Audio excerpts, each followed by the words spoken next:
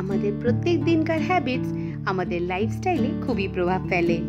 আর আমাদের গুড হ্যাবিটসের অভ্যাস কিন্তু ছোট থেকে বড় সবারই করাটা খুবই জরুরি।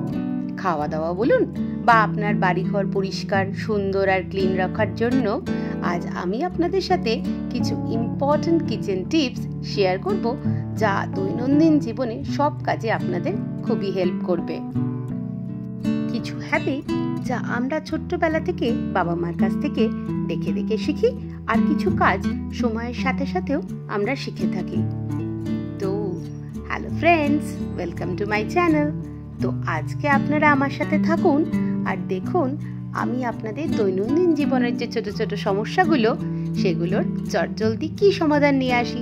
পুরো ভিডিওটা অবশ্যই দেখবেন তার জন্য। তো বন্ধুরা, এবার তো বর্ষাও তাড়াতাড়ি এসে গেল। গরম বেশ কিছুটা কমলেও বর্ষাকালের সমস্যাগুলো কিন্তু মাথাচাড়া দিয়ে উঠেছে। যেমন ধরুন, বর্ষাকালে চিনিতে সব সময় কাঠপিঁপড়ে বা লাল পিঁপড়ের আক্রমণ হয়ে থাকে। তার থেকে মুক্তি পাওয়ার ভালো উপায় হিসেবে আমি একটা টিপস আপনাদের সাথে শেয়ার করব।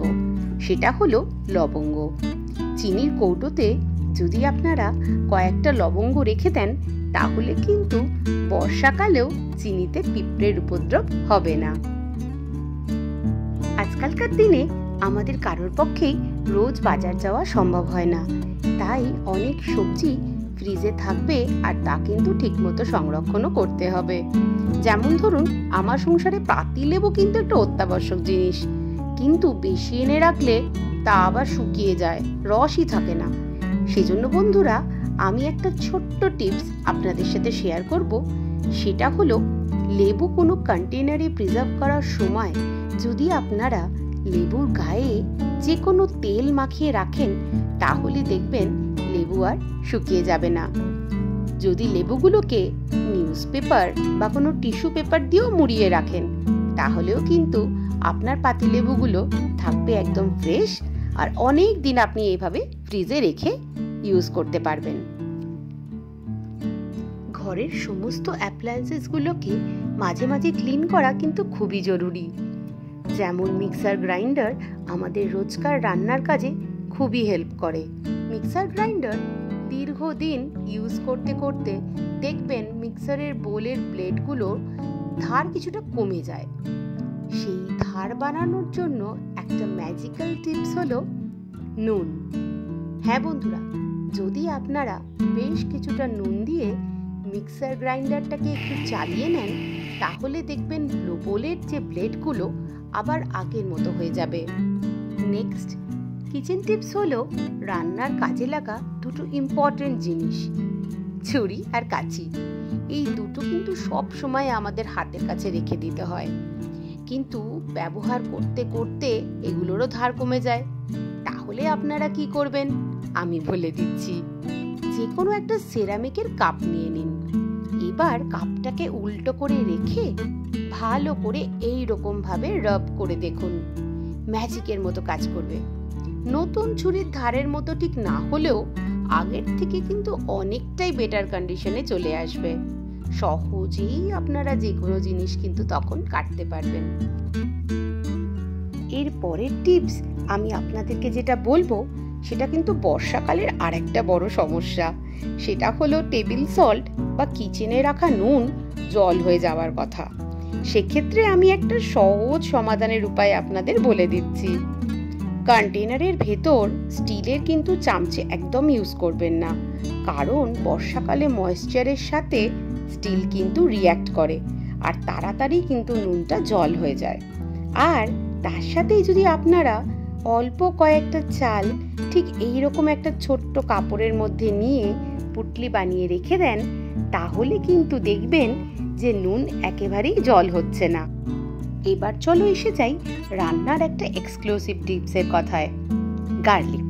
এই রসুনের খোসা ছাড়ানো কিন্তু মহা মুশকিলের কাজ। তোমরা যদি হালকা উষ্ণ গরম জল করে নাও এক বাটি মতন, আর তার মধ্যে রসুনের কোয়াগুলোকে মিনিট 15 মতো ভিজিয়ে রাখো, তাহলে দেখবে খোসা ছাড়াতে আর কোনো অসুবিধা হচ্ছে না। এবার ধরো যারা রসুনের ফ্লেভারটা খুব পছন্দ করো না, তারা কিন্তু রান্নাতে রসুনটাকে গোটাভাবে ইউজ করতে পারো। একটু বেশি ফ্লেভার চাও তাহলে রসুনটাকে তোমরা স্লাইসও করে নিতে পারো। আর তার থেকেও যারা ধরো আরেকটু বেশি ফ্লেভার ভালোবাসো সেক্ষেত্রে তোমরা রসুনটাকে একদম ক্রাশ করে নিলে। প্রত্যেক মেয়েদের রান্নার সময় কিন্তু খুবই তাড়াহুড়ো থাকে, বিশেষ করে সবজি কাটার সময় আমাদের যে সবথেকে বড় প্রবলেমটা হয় সেটা হচ্ছে শসা বা পেঁয়াজ স্লাইস করার সময় মাঝে মাঝেই সেটা ছুরির গায়ে আটকে যায়। এই সমস্যা থেকেও কিন্তু চট করে তোমরা মুক্তি পাবে সেই সামান্য রান্নার তেল, যা একটু ছুরির গায়ে যদি তোমরা মাখিয়ে দাও তাহলে কিন্তু সবজি কাটার স্পিড অনেক মাত্রায় বেড়ে যাবে।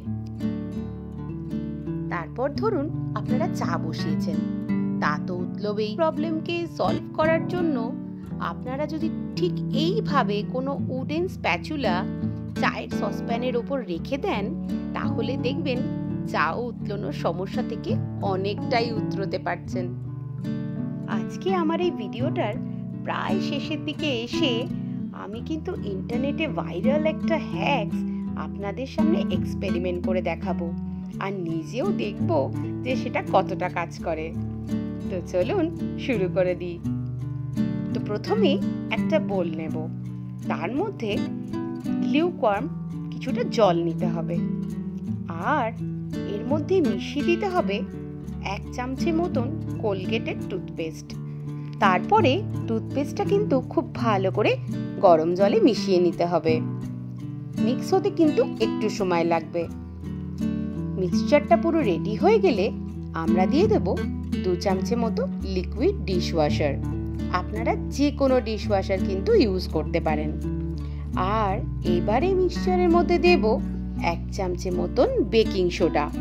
তারপরে কিন্তু একটা স্প্রে বোতলে মিক্সচারটাকে ঢেলে ভালো করে শেক করে নিতে হবে। ব্যাস, আমাদের পাওয়ারফুল মিক্সচার একদম রেডি।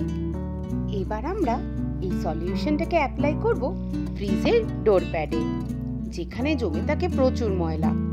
এই সলিউশনটা খুব ভালো করে স্প্রে করে মিনিট 5 মতো রেখে দিতে হবে। তারপরে কোনো পরিষ্কার কাপড় দিয়ে ভালো করে রাব করে মুছে নিতে হবে। দেখুন কি পরিমাণ নোংরা বেরিয়েছে আমার ফ্রিজের ডোর প্যাড থেকে। এই ভাইরাল হোম হ্যাকসটা তোমাদের কেমন লাগলো কমেন্ট সেকশনে আমাকে প্লিজ জানিও। কিন্তু প্রত্যেক মেয়েদের কাছে কিন্তু রান্নাঘরটা একটা বিশেষভাবে গুরুত্বপূর্ণ জায়গা। রান্নাঘরের ক্লিনিং এর ব্যাপারে আর একটা ছোট্ট টিপস দিয়ে আজকের ভিডিওটা আমি কমপ্লিট করব। সেটা হলো মার্বেল টপ বা গ্রানাইটের শেলফ যদি ধরো তেল চিটচিটে বা ধরো গ্লেজটা কমে গিয়ে থাকে ডিশওয়াশার বা সোপ ইউজ করতে করতে, সেই ক্ষেত্রে কিন্তু গ্লেজটা ফিরিয়ে আনার সবথেকে ভালো ট্রিক্স হলো শেভিং ফোম, যেটা দিয়ে আমরা মুছে নিলেই গ্রানাইট বা মার্বেলের গ্লেজ কিন্তু বজায়ও থাকবে আর তার সাথে কোনো পোকামাকড়ের উৎপাতও থাকবে না। এই কিচেন টিপসগুলোর মধ্যে আপনাদের কোনটা ভালো লাগলো আমাকে জানাবেন কিন্তু কমেন্ট সেকশনে। ভিডিওটা ভালো লাগলে লাইক, শেয়ার এন্ড সাবস্ক্রাইব করবেন। Thanks for watching. Bye bye.